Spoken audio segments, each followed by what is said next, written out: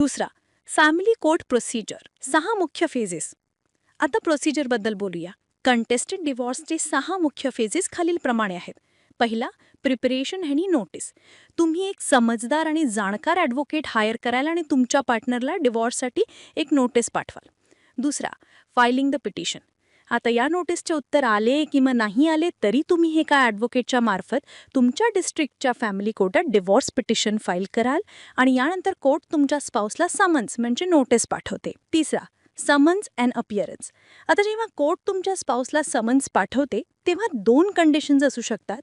पहिली, non appearance. जर तो कोर्टात अपिअर नाही झाला तर कोर्ट त्याला पुन्हा समन्स पाठवेल. जर तो सतत कोर्टात येणं इग्नोर करत राहिला तर 3 किंवा 4 समन्स नंतर कोर्ट तुम्हाला एक्स पार्टी डिवॉर्स देऊ शकते. दुसरी कंडिशन, अपिअरन्स. समन्स मिळाल्यानंतर तो कोर्टात हजर झाला. जर तो कोर्टात हजर झाला तर अनेकदा कोर्ट फर्स्ट हिअरिंगमध्ये समझोता तुमचा मॅटर मीडिएशनसाठी पाठवू शकते. चौथा, मीडिएशन फेज. आता तुमचे 3 किंवा 4 मीडिएशन सेशन्स होतील. जर समझोता झाला तर उत्तम आणि नाही झाला तर तुम्हाला मीडिएशन फेलियरचा एक रिपोर्ट मिळेल आणि तुम्ही तो घेऊन पुन्हा त्याच फॅमिली कोर्टात जाल. पाचवा, एव्हिडन्स अँड क्रॉस एक्झामिनेशन. आता तुमची हिअरिंग सुरू होईल आणि याच्यात तुमचे रिटर्न स्टेटमेंट दिले जातील. दोन्ही पार्टीजचे दलील ऐकले जातील. कोर्ट तुम्हाला आणि तुमच्या पार्टनरला आपली बाजू सबूतसह ठेवण्याची चान्स देईल. एव्हिडन्स म्हणून तुम्ही emails, messages, audio recordings, medical reports किंवा विटनेस स्टेटमेंट प्रेझेंट करू शकता. यानंतर क्रॉस एक्झामिनेशन होते, जिथे लॉयर्स विटनेसला क्वेश्चनिंग करतात. हा फेज सर्वात लेंथी असतो. 6वा, आर्ग्युमेंट आणि फायनल जजमेंट. जेव्हा एव्हिडन्स कंप्लीट होतो तेव्हा दोन्ही पार्टीजचे लॉयर्स फायनल आर्ग्युमेंट्स ठेवतात.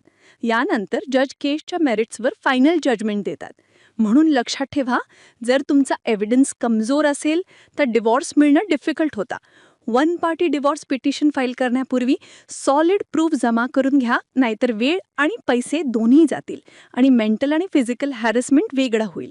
आणि हो, सॉलिड प्रूफ नंतरही तुम्ही केस हारलात तर घाबरू नका, कारण हे जस्टिसचा एंड नाहीये.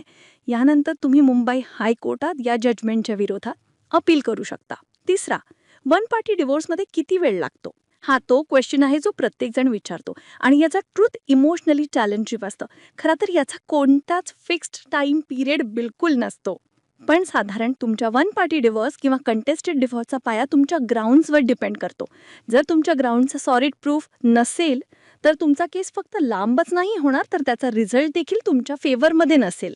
त्यामुळे जर डिवॉर्स केस फाईल करण्यापूर्वी तुम्ही सॉलिड प्रूफ जमा करून घेतले, काही आय विटनेस तुमच्या फेवरमध्ये आणले, तर तुम्हाला डिवॉर्सचा डिक्री लवकर मिळेल.